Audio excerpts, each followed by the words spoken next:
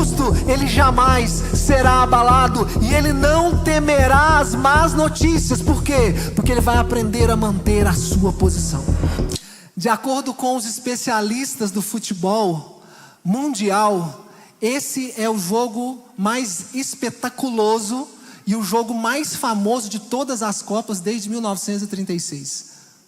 É o jogo que eles chamam de inesquecível. Eu não sou um comentarista, eu não sei muito de futebol, mais ou menos de vez em quando eu jogava futebol, bem de vez em quando, mas quem lembra dessa cena aqui foi em 2014, não foi? Nunca mais a nossa seleção brasileira se recuperou. Depois disso que o Felipe Scolari, que foi o técnico naquele ano, ele usou a frase que ele usou nas entrevistas depois é: a seleção brasileira deu um apagão. Alguém lembra dele falar isso? Na entrevista ele falou assim: simplesmente eles esqueceram quem eles eram. Simplesmente eles esqueceram que eles eram campeões mundiais. Simplesmente parece que as habilidades deles, sabe, todas as técnicas que eles tinham, os títulos que tinham ganhado, em 25 minutos deu um apagão neles e eles esqueceram quem era.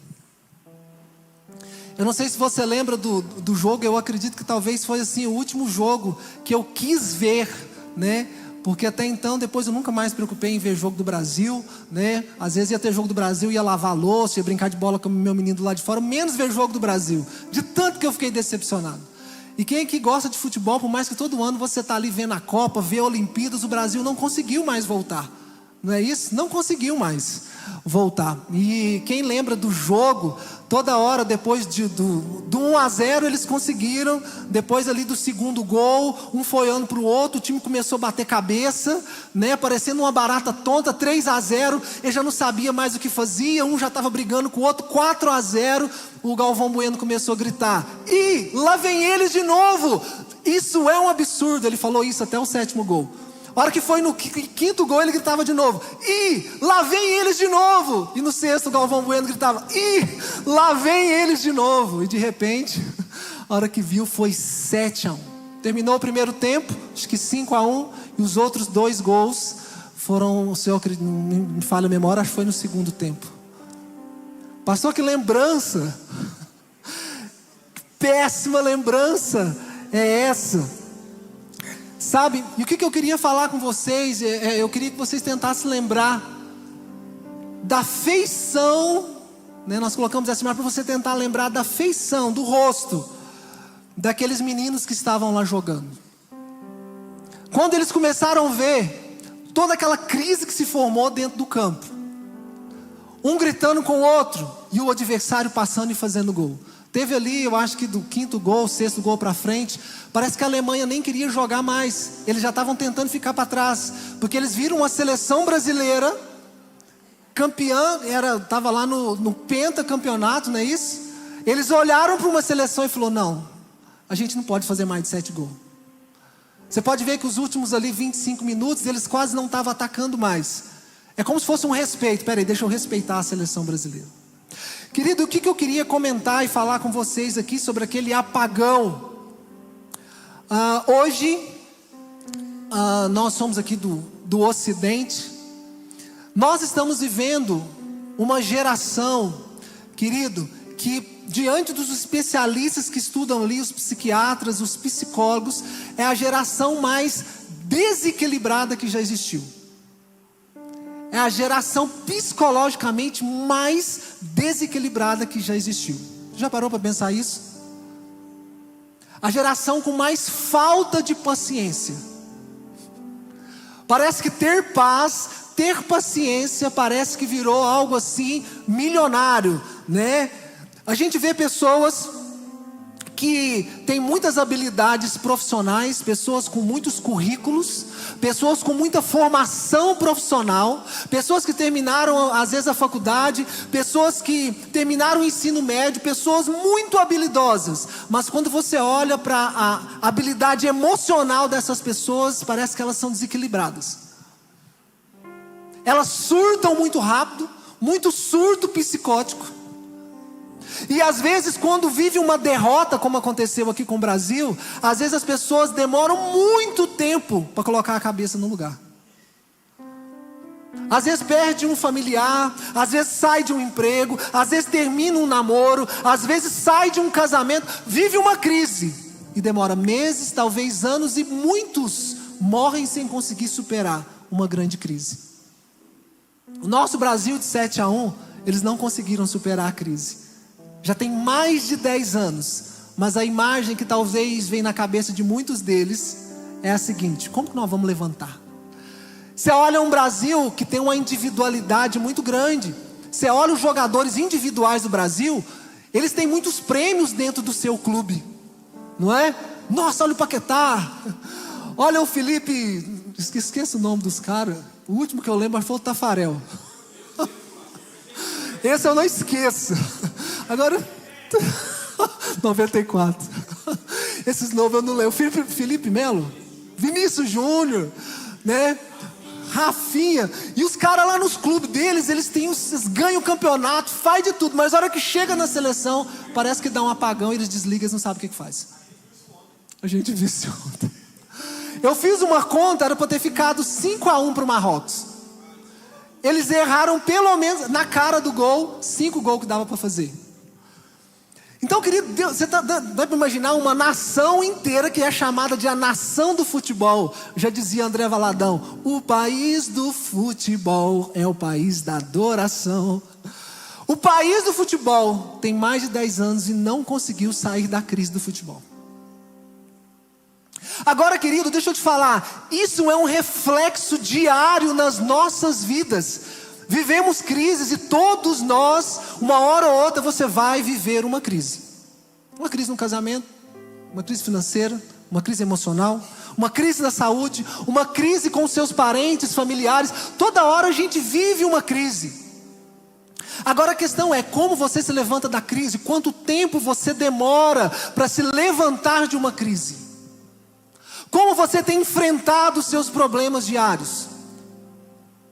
A gente vê hoje, nos púlpitos de muitas igrejas, a gente olha para a internet, aquelas pregações futurísticas, né? Aquelas pregações de que tudo na sua vida vai dar certo, né? Aquelas pregações onde todo mundo fala: não, Deus está com você, Ele vai te abençoar, você é ofertante, você é dizimista, Deus vai te prosperar. E aquelas mensagens que te colocam para cima, mas na hora da crise você não sabe o que faz. Aí você fica tentando chamar as promessas de Deus. Oh Deus, o Senhor falou para mim, o Senhor falou que faria. Deus, a música está falando, mas nós não conseguimos superar os nossos gigantes internos. Por que demoramos tanto para nos levantar? Por que nós demoramos tanto para nos recompor? Nós somos um país, eu acredito que talvez ninguém aqui viveu uma guerra. Tem alguém aqui que já participou de alguma guerra? Nós não participamos de guerra. E por estarmos aqui nesse lugar onde nunca participou de uma guerra, por causa da paz que nós temos no Brasil hoje, nós não nos preparamos para os dias ruins, não nos preparamos para a derrota, não nos preparamos para a falta.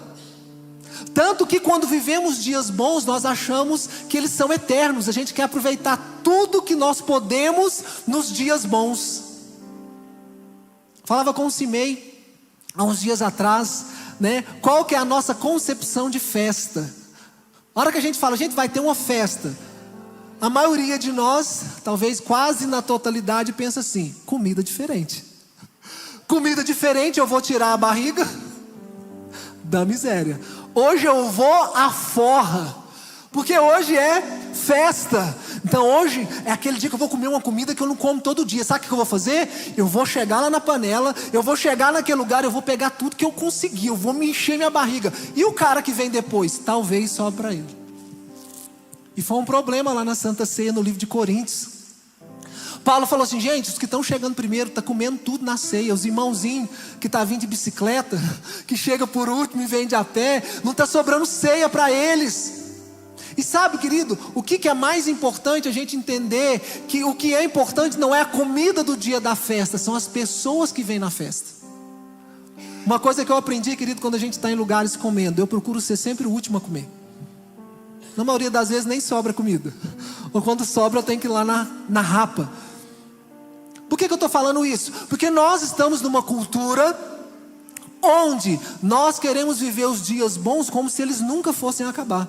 Não nos preparamos para os dias ruins. Por consequência de não nos prepararmos para os dias ruins, quando eles vêm, eles dão uma porrada na cara da gente e demoramos a levantar. Eu queria que você abrisse comigo a sua Bíblia, por favor, no livro de Salmos, capítulo 112.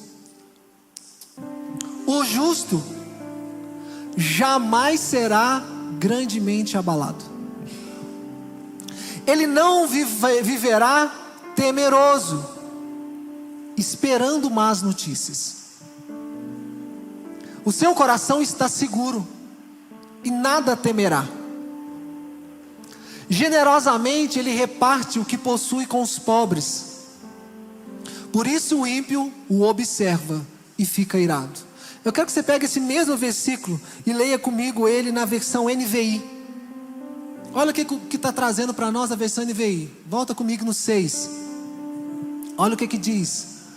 Certamente o justo jamais será abalado. Levanta sua mão e fala assim: eu jamais serei abalado. Para sempre serei lembrado.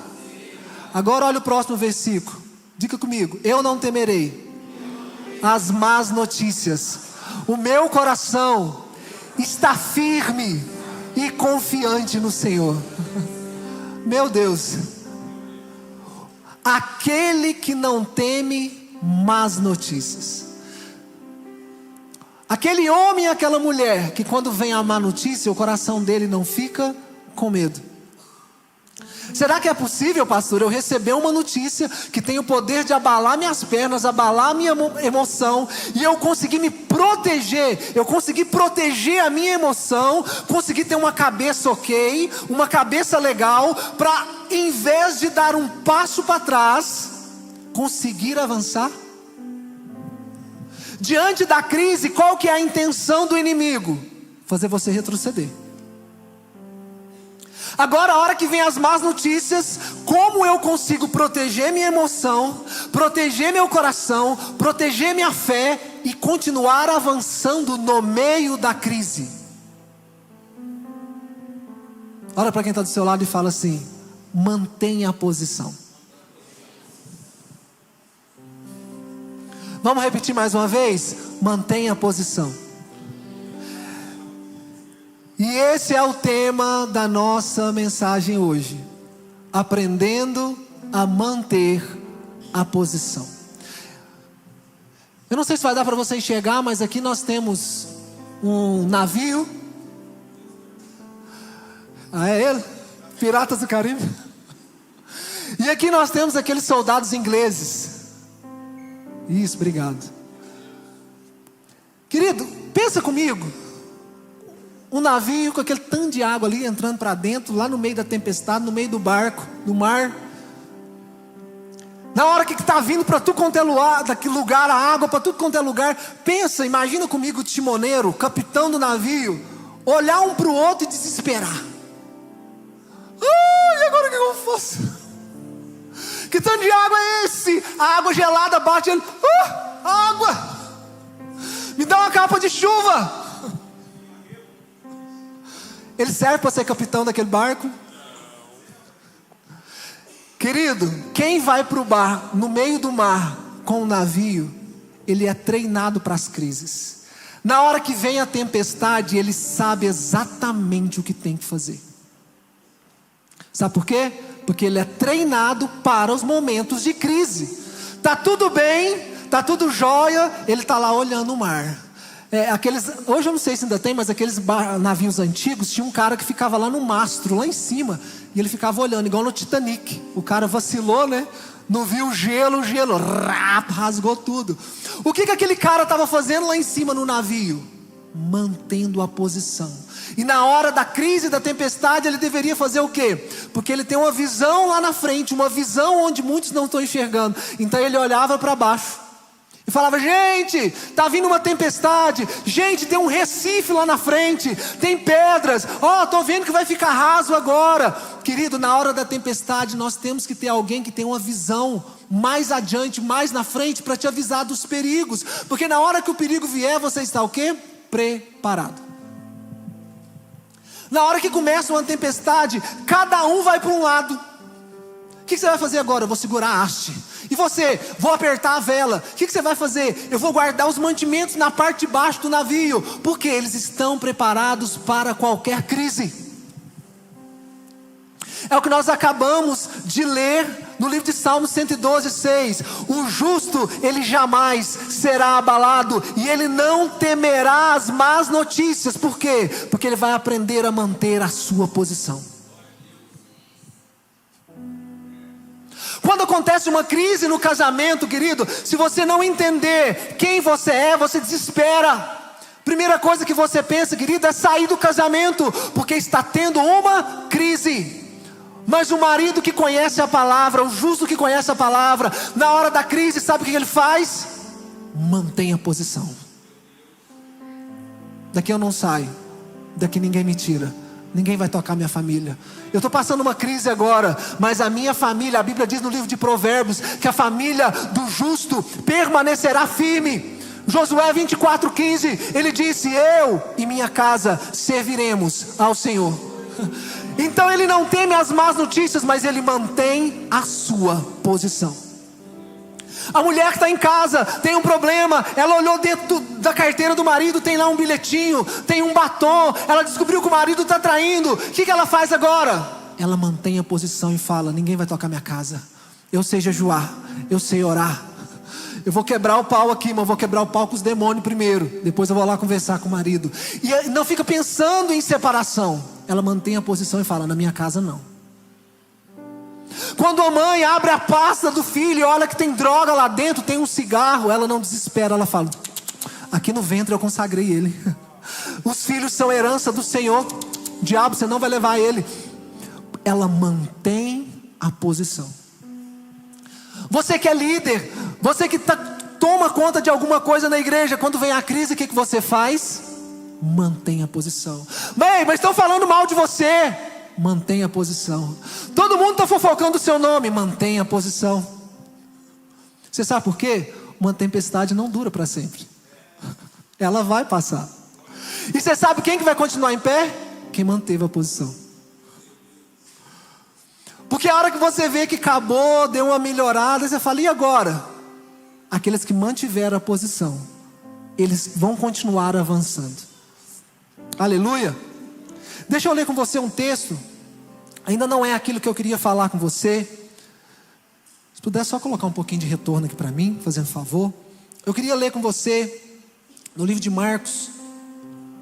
Eu queria que você abrisse comigo sua Bíblia no livro de Marcos. Esse texto eu quero ler na versão King James.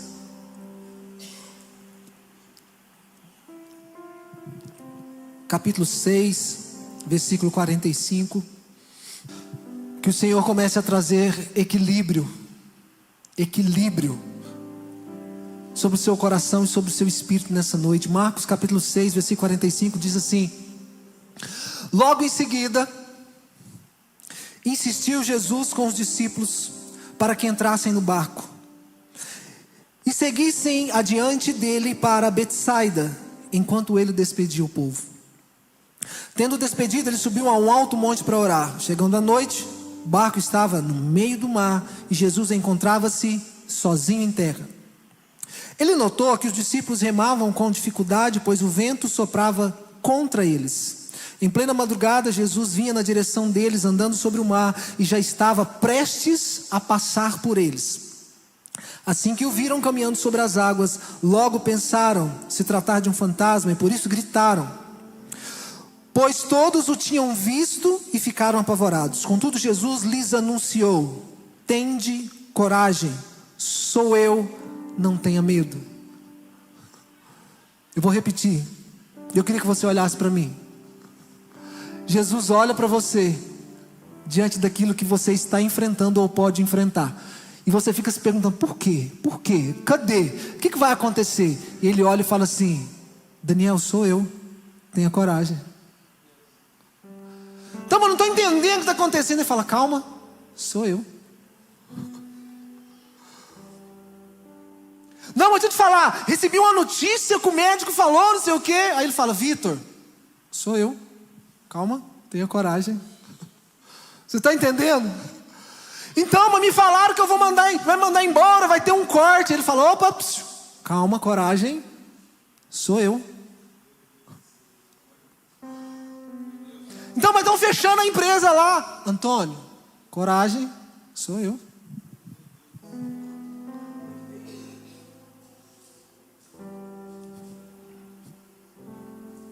Agora deixa eu te contar algo.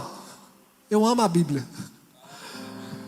Quando você olha, querido, para os textos atrás, graças a Deus eu tenho outras versões, não fiquem com inveja. Na internet tem. Eu tenho Bíblias que não ficam dividindo assim versículo com capítulo. E deixa eu te contar. Se você ler o capítulo 5, Jesus ele começou uma caminhada de uma semana. E é o mesmo texto. Ele não tem divisões. E ele vai ali no texto, ele vai na cidade de Gadara. E na cidade de Gadara, ele cura um cara e liberta um cara que tinha 6.000 demônios. A hora que ele volta lá, cura o cara, ele dá uma ordem para o cara. Outro dia eu vou pregar aqui sobre isso. E ele fala, volta para sua casa e testemunha o que eu fiz na sua vida. Ele queria ir com Jesus, Jesus falou assim, não, volta para sua casa. A Bíblia fala que ele foi para uma cidade chamada Decápolis. Decápolis significa 10 cidades. Ele foi nas 10 cidades e falou sobre Jesus. Alguns meses depois, Jesus volta naquela cidade. E quando ele volta naquela cidade, as 10 cidades saíram ao encontro de Jesus. Porque um cara endemoniado, sem teologia, sem treinamento, pregou em 10 cidades. Aí você vira para mim e fala, pastor, qual é o meu chamado? O que eu tenho que fazer? Sai falando de Jesus. Mas eu tenho que falar, que curso? O que eu tenho que fazer? Quantos anos lê Bíblia? Pastor, deixa eu te falar. O cara tinha 6.000 demônios, queria seguir Jesus hoje, virou um evangelista no próximo dia. Não, mas eu estou esperando Deus falar comigo. Então fica aí esperando. Quando dizem, vai ganhando Araguari. A hora que Deus falar com você entra no time. Agora Jesus vai lá e cura a Talita, a menina que a gente fala Talita Cumi, mas não é o nome dela. Depois ele vai lá e cura a mulher do fluxo de sangue, isso no capítulo 5. Então, ó, milagre, multidão seguindo. Capítulo 6 começa o seguinte, Jesus fala, vou voltar para minha casa, vou lá nos meus familiares. A hora que ele chega lá, ele quer curar, ele quer abençoar, mas a sua família, seus parentes e amigos não recebem Jesus. E ele fala aquela frase, né? Um profeta, ele só não é honrado na sua própria casa. Sabe o que ele faz? Naquele exato momento, dias depois, está seguindo o texto, ele chama os discípulos e fala, você quer saber? Nós vamos pregar agora onde ninguém conhece a gente. E a Bíblia fala que ele chama 70, chama os 12 e fala assim, eu estou dando o meu poder para vocês, podem ir pelas aldeias, onde vocês quiserem, e preguem. E esses caras, ó, vazou. No final do capítulo 6, no versículo 29, a Bíblia fala que eles voltaram irradiantes. E a Bíblia fala que eles vieram trazer um relatório para Jesus. Percebe que Jesus não está parando, ele está avançando. E os discípulos querem, eles estão, presta atenção, eles estão semanas pregando sem Jesus, cura milagre, eles estão libertando pessoas, expulsando demônios. Chegou para Jesus numa alegria, falando, Jesus, deixa eu te contar o que aconteceu. Olha o que Jesus diz no versículo 30, do mesmo capítulo, 6:30 de Marcos. Olha o que ele diz. Retornaram os apóstolos, reuniram-se com Jesus para lhes relatar tudo quanto haviam realizado e ensinado. Então estão querendo contar para Jesus. Olha o que Jesus faz. Então convidou-lhe Jesus, vinde somente vós comigo para um lugar deserto e descansai um pouco. Você sabe por quê? Entre Jesus curar um endemoniado, curar a menina Talita Cumi, e depois a mulher que toca nas vestes dela, os milagres acontecendo nos discípulos, ele perdeu o primo discipulador. A Bíblia fala que um carrasco, executor, ele foi lá, pegou João Batista e cortou a cabeça dele. Jesus está triste, cansado, o ministério dele está lá em cima, milagre para tudo quanto é lugar. Ele queria ficar um pouco sozinho, descansar. Eu vou ler aqui com vocês. Você está entendendo a caminhada? Isso aqui foi semanas. Jesus está acelerado. Aí olha o que ele fala para os discípulos. Olha que eles começaram a cantar os milagres. Eu falei assim, gente, precisamos descansar um pouco. Vocês estão numa caminhada muito violenta. Agora olha o versículo seguindo. Olha o que diz. Então convidou Jesus: vinde comigo para um lugar deserto e descansai um pouco. Por quê? Pois a multidão dos que chegavam e partiam era tão grande que eles sequer tinham tempo para comer. Pastor, eu estou na correria, está dando tempo nem de comer. Todo dia eu tenho que estar na igreja, tenho que estar no PGD, tenho que estar no discipulado, tenho que estar gravando, tenho que estar na igreja, tenho que cuidar do menino, corrigir tarefa com o menino de casa, depois eu tenho que trabalhar, ganhar dinheiro, comissão. Pastor do céu, às vezes não dá tempo nem de comer. Olha agora o próximo versículo, 32. E saindo de barco foram para um local despovoado. Gente, despovoado é porque não tem ninguém, não tem povo. Jesus, gente, nós vamos descansar, nós vamos tirar umas férias. Vamos ver se deu certo. Entretanto, muitos dos que viram ele se retirar, tendo-os reconhecido, saíram correndo a pé de todas as cidades e chegaram lá antes deles. E toda vez que eu quero parar, ele aparece para me fazer avançar. Quem não queria, né? Eu preciso de um descanso, pastor. Nossa, que correria doida. Eu vou até parar um pouco. Vamos ver se deu certo no 34. Quando Jesus desceu do barco e observou aquele enorme ajuntamento de pessoas, ele sentiu compaixão por elas, porquanto eram ovelhas como sem pastor, e sem demora passou a ministrar-lhes muitas orientações. Acelerado, milagre, cura, sem descanso, sem comida. Mas na hora que ele viu o povo, ele falou: não tem jeito, como é que eu paro? Ele sentiu compaixão pelas pessoas. Aí o que acontece? Milagre, multiplicação de pão, 5.000 homens alimentados, e milagre, a coisa acontecendo, e Deus fazendo.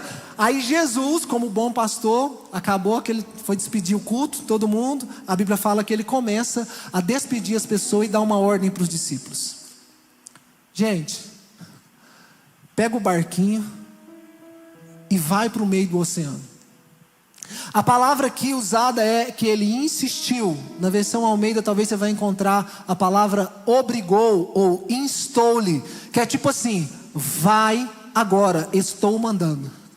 Sabe quando o pai fala: vai tomar banho agora, que senão você vai apanhar? É tipo assim, entendeu? É a hora que você fala: entra agora com o chinelo na mão. Foi isso que Jesus fez. Então você está entendendo a caminhada? Que eles estão numa pegada de evangelismo, milagre, sem descanso, sem comida. Aí sabe o que acontece? Deixa eu apresentar uma coisa para vocês. Diga comigo assim, ó: ânimos. Alguém conhece o ânimos?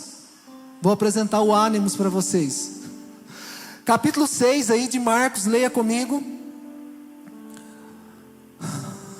Versículo 48. Ele notou que os discípulos remavam com dificuldade, pois o vento soprava contra eles. A palavra vento aí no grego significa ânimos. Você sabe o que significa ânimos? Corrente de ar.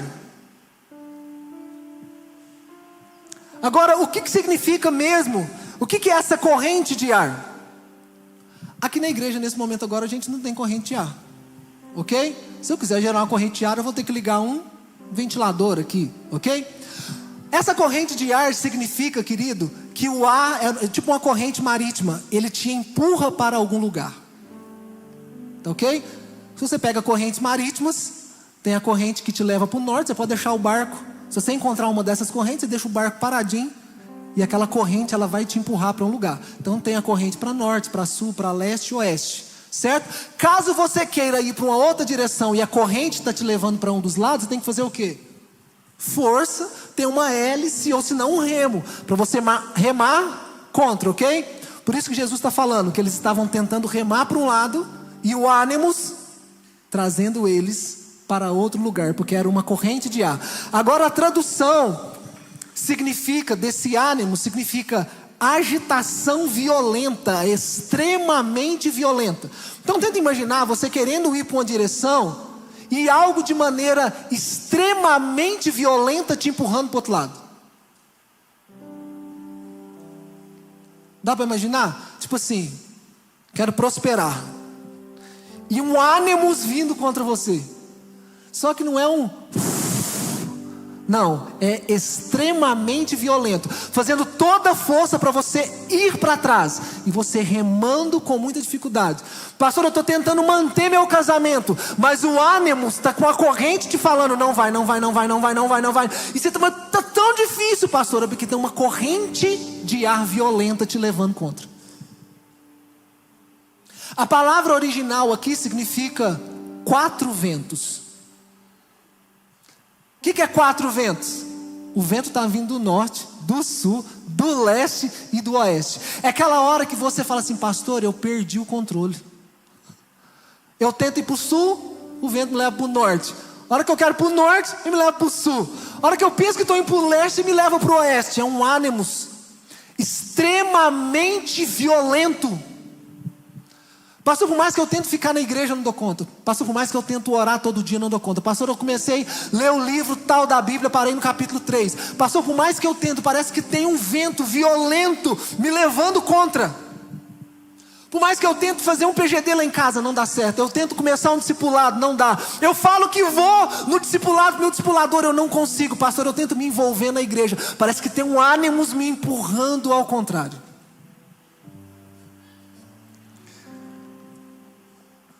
Aí Jesus ainda vira para você e fala, coragem, sou eu. Vira para quem está do seu lado e fala assim, mantenha a sua posição. Mantenha a sua posição.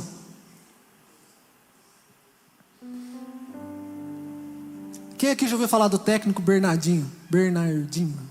Seleção brasileira também, só que de voleibol. O maior rendimento das seleções do mundo vem do técnico Bernardinho.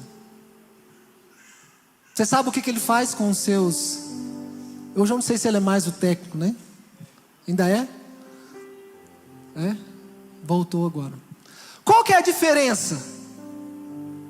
O Brasil de vôlei, quando eles estão em crise, se você pudesse fazer uma linha gráfica, eles são o time que, quando o Bernardinho é o técnico, é o time que mais consegue fazer eles crescer na crise. Nossa, começaram perdendo 2-7. Eles conseguem fazer o terceiro, o quarto, eles conseguem virar. Porque, querido, o jeito dele trabalhar é diferente. Ele prepara os seus jogadores para o fracasso. Ele é um técnico que ele trabalha as habilidades extremamente. O cara não quer treinar, não participa do time dele.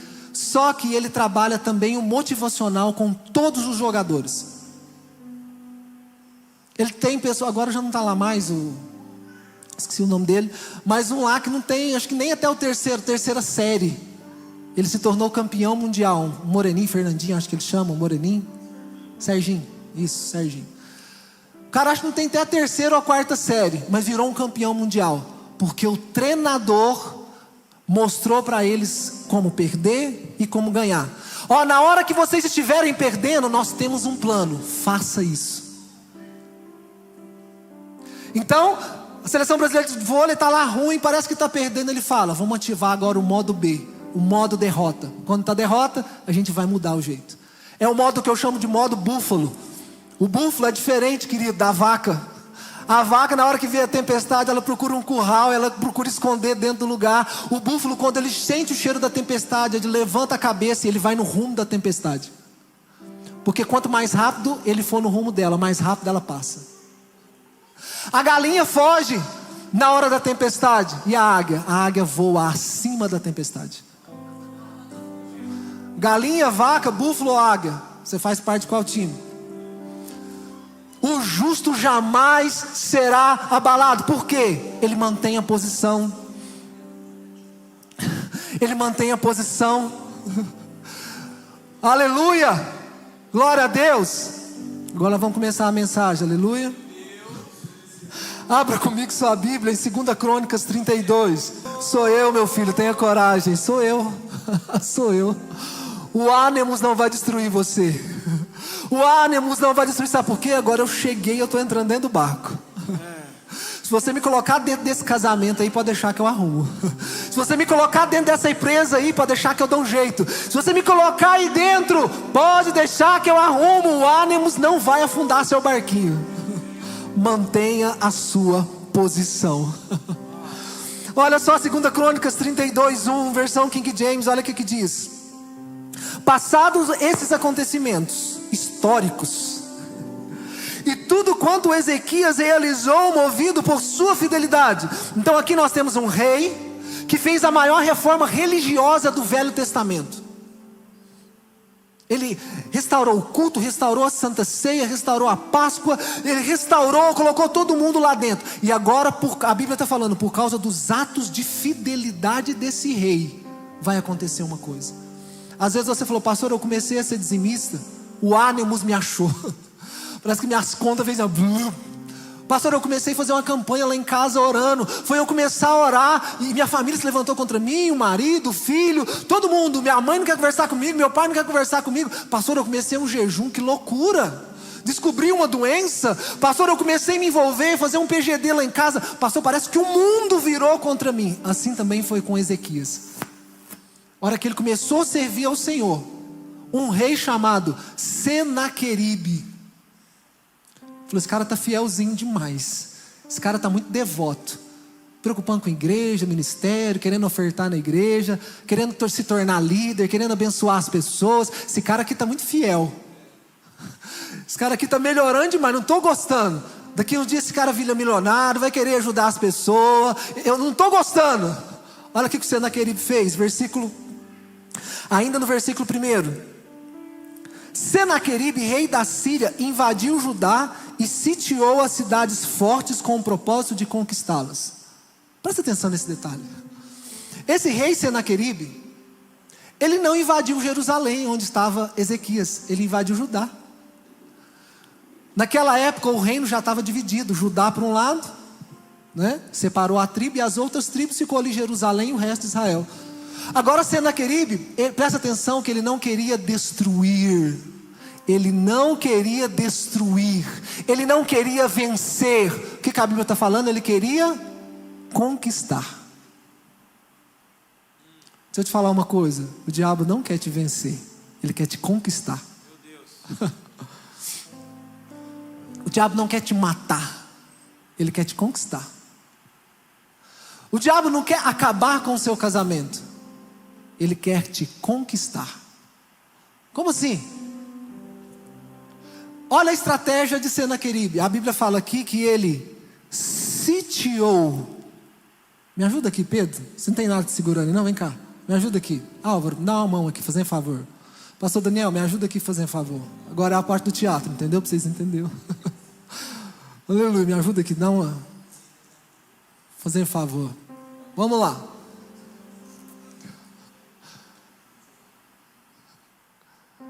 Isso, eu vou ficar aqui no meio e vocês ficam fazendo favor ao meu redor. Aí, ó. Fica nu aí, como é que corre? Já era, vixe. Gente, o que Senaqueribe fez? Jerusalém, Ezequias aqui. A Bíblia fala que ele sitiou. Ele não foi lá mandando flecha, ele sabe o que ele fez? Ele começou a fazer ao redor uma barreira. De maneira que se eles quisessem sair da cidade, eles iam encontrar uma barreira. Por quê? Ele queria conquistar Jerusalém. Para quê? Para que quando ele conquistasse aqui Jerusalém e Ezequias, Ezequias e todo o povo servisse aos interesses dele. Para que eles pagassem impostos, para que eles plantassem, mas o melhor da colheita ia ficar para quem? Senaqueribe. Não quero te vencer, eu não quero que você saia da igreja. Fique na igreja, por favor, mas eu preciso que você se torne um fofoqueiro lá dentro. Não, sai da igreja não. Eu até quero que você seja dizimista, tá bom? Mas nós vamos fazer um combinado aqui. Você vai jogar uma bets. Pode ficar na igreja, entrega seu dízimo. Mas deixa eu te falar, não precisa pagar todos os seus impostos. Não. Pode ficar dizimista, pode ficar ofertante. Eu quero só te conquistar. Não. Você pode ficar na igreja, faz lá o discipulado, faz o PGD. Mas esse pecadinho aqui, ó, esse pecadinho não vai dar para você largar ele. Você não vai conseguir largar esse pecadinho. Quem está me entendendo? Porque você começa a servir aos propósitos de Senaqueribe. Ele não quer te destruir. Você, querido, conquistado por uma mente diabólica dentro da igreja, é muito melhor para o diabo. Você dá muito mais lucro para ele do que simplesmente ele te matar. Aí você vira um soldadinho dele. Ele te conquistou, te colocou medo, ele te colocou opressão e falou: opa, você pode ficar lá na igreja, mas você não vai se envolver no ministério. Você vai ficar na igreja, mas você não vai fazer culto na sua casa. Pelo amor de Deus, não faz isso. Você vai ouvir a mensagem, ó, vai embora para sua casa. Não fica com esse negócio de compromisso com a igreja, envolvendo as coisas. Não. Fica só sentado na igreja, tudo bem? Não precisa fazer PGD, não precisa fazer discipulado, mas fica na igreja. Dá bastante trabalho para os seus líderes e pastores, pelo amor de Deus. Fale mal deles. Não destrói seu casamento, não. Pode ficar no seu casamento, mas deixa eu te falar, eu vou te vencer aqui, ó, no celular, na internet eu te venço, mas continua casado, pelo amor de Deus. Vamos até pedir para Deus abençoar. Não, fica aqui na igreja, pelo amor de Deus. Mas eu vou colocar uma doencinha aqui no dedão do seu pé. E eu preciso que você fique lá na igreja reclamando, falando: mas por que Deus não me cura? Por que Deus não me cura? Por que Deus não me cura? Pelo amor de Deus, fica na igreja, mas sirva aos meus propósitos. Enfraqueça o coração das pessoas. Obrigado, gente. Obrigado. Ele queria conquistar Jerusalém, não vencer Jerusalém. Aí você vira dentro da igreja um cristão que serve um pouquinho aos propósitos de Deus e um pouquinho aos propósitos de Senaqueribe. Ele te sitiou, ele te colocou medo e ele simplesmente te conquistou. Agora, querido, se possível, fala novamente para quem está do seu lado: mantenha a sua posição. Ezequias era um cara que tinha uma percepção espiritual muito grande, e hoje Deus te trouxe aqui para libertar a sua mente, para você aprender a proteger as suas emoções, e a sua mente, e a sua fé, amém? Aleluia! Olha o versículo 2: assim que Ezequias percebeu, por favor perceba hoje, assim que ele percebeu que Senaqueribe tinha planos para invadir Jerusalém, olha o que ele fez: buscou conselho com seus príncipes. Querido, se você está percebendo que o diabo está tentando chegar na sua vida de algum lado, busque conselho. Busca conselho com seus líderes. Você, filho, se você percebeu que tem um cara lá na escola te oferecendo uma droga, um cigarro, um menininho querendo chegar perto de você, uma menininha, vamos ali, é só um beijinho, é só ficar. Fala com seus pais. Busca conselho, fala: pai, tem um menininho que está lá querendo conversar comigo, falou que quer namorar comigo. Busque conselho. Olha lá, vamos continuar. Buscou conselho com seus príncipes, oficiais e comandantes do exército sobre a ideia de mandar fechar a passagem de água das fontes do lado de fora da cidade, e eles os ajudaram. Repita comigo assim, ó: proteger as fontes. Quando você estiver diante de uma crise, proteja a fonte. Pastor, que fonte que é? Não deixe o inimigo encostar na sua vida de oração e busca da palavra, porque é de lá que vem a sua força. Proteja as fontes, busque conselho e proteja a fonte. Primeira coisa que ele pensou: se Senaqueribe vir aqui e encontrar esse mundaréu de água, eu estou enrolado. Aí ele ganha a guerra da gente. Então, quando começa uma crise, e todos nós passamos crises, e por causa da crise você ora menos, jejua menos, lê menos a palavra, então Senaqueribe já começou a te pressionar. Proteja a fonte. Se você percebeu, querido, que o inimigo está atacando alguma área da sua vida, e você faz um jejum por semana, deixa eu te falar, passa a fazer 3. Pastor, eu orava 5 minutos. Você está percebendo que o inimigo está querendo te pressionar? Ora 30. Pastor, eu oro 1 hora. Eu estou percebendo que o inimigo está chegando. Ora 1h30. Envolva-se mais, porque o inimigo quer fazer você ir para trás. Então, a hora que ele tenta colocar um ânimos contra você, sabe o que você faz? Avança. Mesmo com muita dificuldade, faça como os discípulos: continue remando. Não está remando com dificuldade, mas está remando. Olha o que mais que ele fez. E eles, versículo 4: assim foram reunidos muitos homens, fecharam todas as fontes e o riacho que atravessava a região, porquanto argumentava, porque viriam os reis da Síria e achariam a água à vontade para saciar-lhes a sede. Em seguida, com grande zelo e dedicação, restaurou todos os trechos quebrados e o muro, e construiu torres de vigia sobre ele. Na hora da crise, olhe e comece a reparar as brechas na sua vida. Ezequias falou assim: cara, Senaqueribe está chegando, tem uns buracos e umas rachaduras no muro. Sabe o que nós vamos fazer? Nós vamos reparar. E ele não só reparou, mas ele criou um reforço. Olha o tanto que ele foi inteligente. Reparou, e a Bíblia fala que ele fez outro muro. Já tinha um muro, ele reparou o muro e falou: vamos construir outro muro ao redor. Querido, quando a gente está em um momento de crise, a gente pede ajuda, e a gente fala assim: por favor, ô irmão João, ô irmão Maria, intercede por mim, ora por mim, jejua comigo. O que você está fazendo? Construindo muros de proteção espiritual ao redor da sua casa.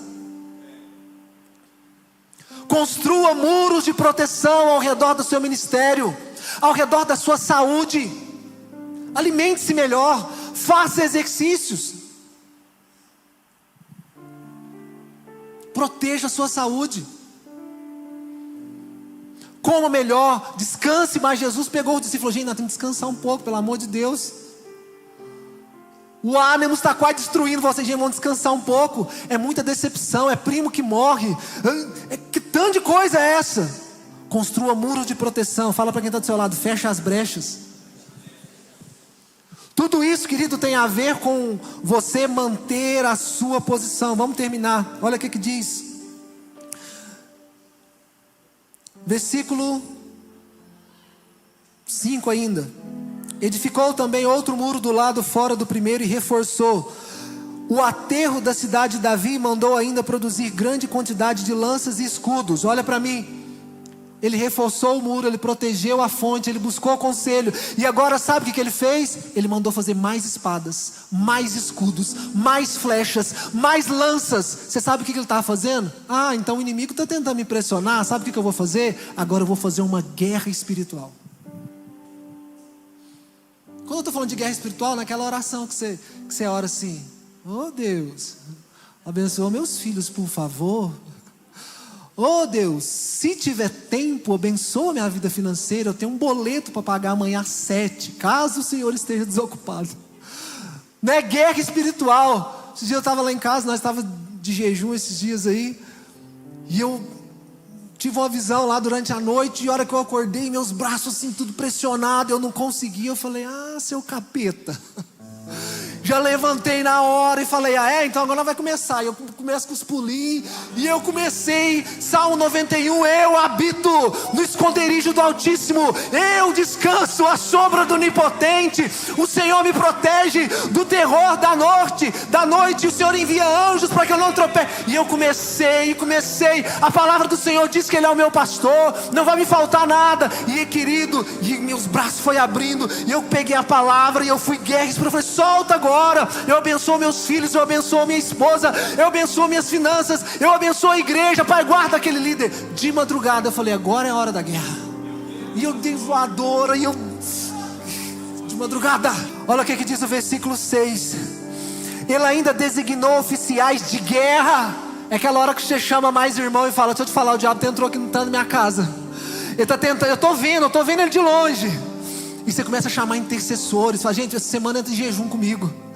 Direto eu ponho lá no grupo do governo, eu falo: gente, eu estou em crise essa semana, eu preciso que vocês orem comigo.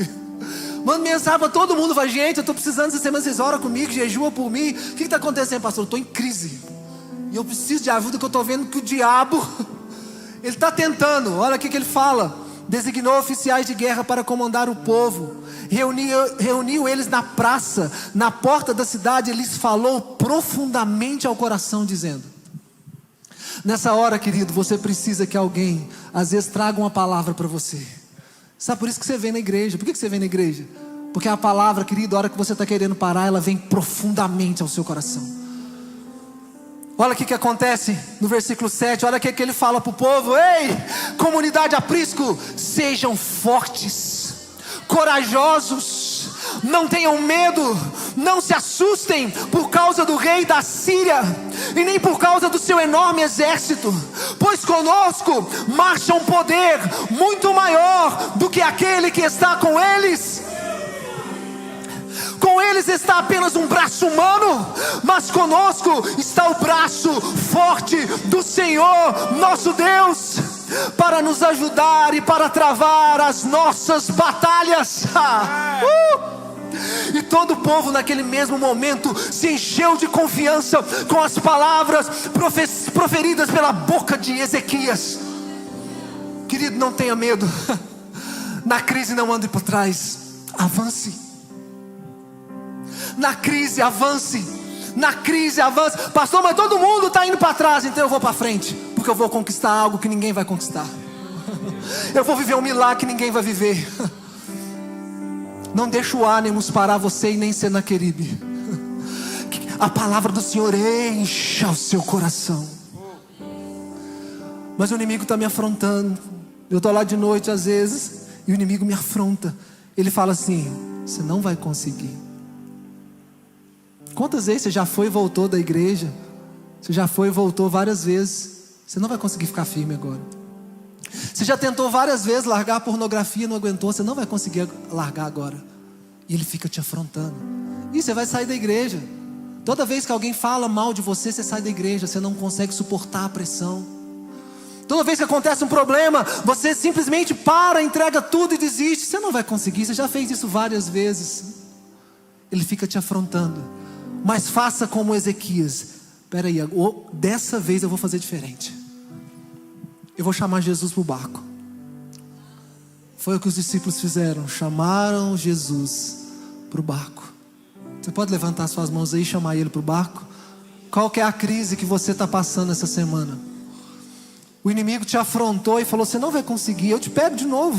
Pode levantar sua mão na igreja e adorar. Pode deixar que hoje de madrugada eu te procuro. Então você vai entrar em guerra espiritual aqui agora. Nós vamos reforçar esse negócio agora. Eu quero que você empunhe assim as suas mãos. Você vai dar um soco na cara do capiroto agora. Eu quero... 1 Coríntios capítulo 10, versículo 13. 1 Coríntios 10, 13. Eu queria que você acompanhasse esse último versículo. Olha o que diz: não vos sobreveio uma tentação que não fosse comum aos seres humanos, mas Deus é fiel e não permitirá que você seja tentado além daquilo que você pode resistir. Eu vou ler de novo. Não vos sobreveio uma tentação que não fosse comum aos seres humanos. Isso não é para te matar. Mas Deus é fiel e Ele não permitirá que você seja tentado além do que pode resistir. Pelo contrário, juntamente com a tentação, Ele proverá um livramento para que você possa suportar. Deus está dizendo: filho, você não vai morrer. Eu sei que parece que vai morrer, mas não vai morrer. Eu vou abrir um caminho no meio do mar. Você vai viver um milagre. Isso que você está vivendo é algo comum. Eu vou te fortalecer. Você pode escolher viver 2 dores na vida. Essa dor que você está vivendo e continuar. E eu quero te dizer, a dor passa. A dor passa. Ou a dor de ter desistido. Eu desisti. Um dia lá no futuro você vai pensar: por que eu não continuei? Ou você vive a dor da desistência e ela é cruel, ou você suporta mais um pouco e vive o livramento de Deus. Coloque sua mão no seu coração. Pai, eu oro nesse momento com cada mãe que está aqui comigo, cada pai, cada criança, com essa pessoa que durante a semana foi afrontada, que alguém um dia liberou uma palavra falando que ela não ia casar, que ela nunca teria filhos, que ela nunca ia prosperar, que ia ser sempre um derrotado. Pai, em nome de Jesus agora, eu oro, Espírito Santo, cancelando essas palavras de maldição. E eu declaro, Espírito Santo de Deus, essa semana, em nome de Jesus, que essa pessoa que ora comigo vai abrir a Bíblia e as letras falarão ao coração dessa pessoa. As letras da Bíblia falarão ao coração dessa pessoa. E o Senhor dará uma direção. E essa pessoa se agarrará à sua palavra. Ela se agarrará à sua palavra e irá manter a posição diante dessa crise. Levanta o punho e fala assim: eu vou, em nome de Jesus, manter a minha posição. Eu vou, em o nome de Jesus, manter a minha posição. Eu não vou arredar o pé. Eu vou manter a minha posição e vou avançar, mesmo no meio da crise, em o nome de Jesus. Quando o culto acaba, a missão começa. O culto vai acabar e sua missão começa. Pai, eu quero enviar esses missionários aqui.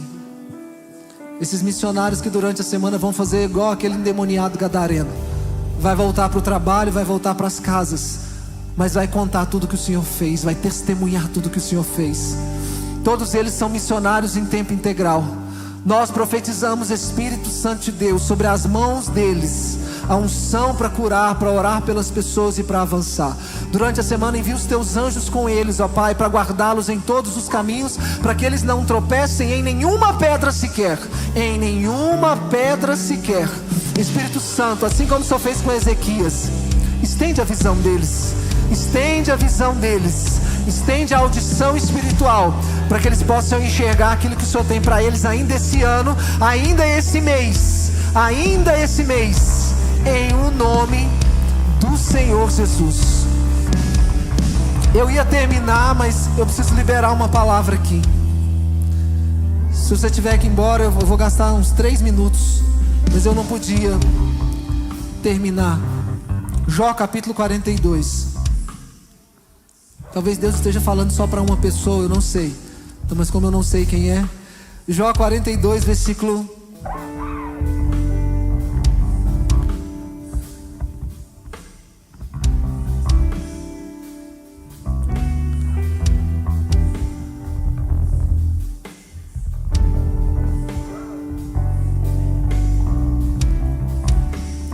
8. Jó tinha perdido tudo. Viveu 6 meses de uma crise enorme. 6 meses. Mas Deus, ele resolveu mudar a sorte de Jó. Olha o que acontece. Portanto, levai agora mesmo 7 novilhos e 7 carneiros ao meu servo Jó, e mediante eles oferecei em holocausto sacrifício de elevação, totalmente queimado pelo vosso pecado. O meu servo Jó intercederá por vocês. Eu aceitarei a oração dele em vosso favor, e não vos retribuirei segundo a vossa culpa e falta de juízo, porque vocês não falaram a verdade ao meu respeito, como meu servo Jó. Então ele faz de Temã e seus amigos Bildade de Suã e Zofar de Namate fizeram tudo quanto o Eterno lhes havia ordenado, e o Eterno aceitou o holocausto queimado por Jó e a sua oração pelos seus amigos. Você, na sua pior situação, enfermo, sem dinheiro, pobretão, às vezes, igual Jó estava ouvindo aquela reclamação da esposa na cabeça, humilhado. Quando você ora, o céu abre e escuta a sua oração. Olha agora. Depois que Jó intercedeu pelos seus amigos,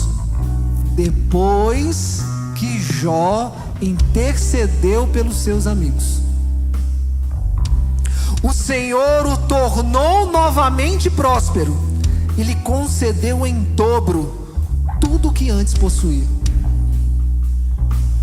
Faz um compromisso nos próximos 45 dias, de todo dia orar por uma pessoa.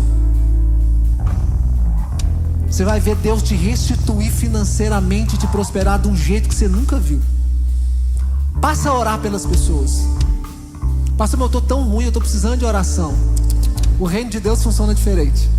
Dá oração para as pessoas. Encontrou alguém na rua, fala: posso orar por você? Eu estou com uma palavra de Deus aqui, deixa eu orar.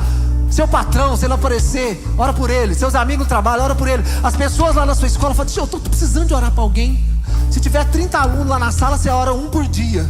Deixa eu orar por você hoje, amanhã você ora. Nos próximos 45, ore por alguém todo dia. E Deus vai te restituir em dobro tudo que você perdeu. Agora o detalhe, por favor. Aleluia.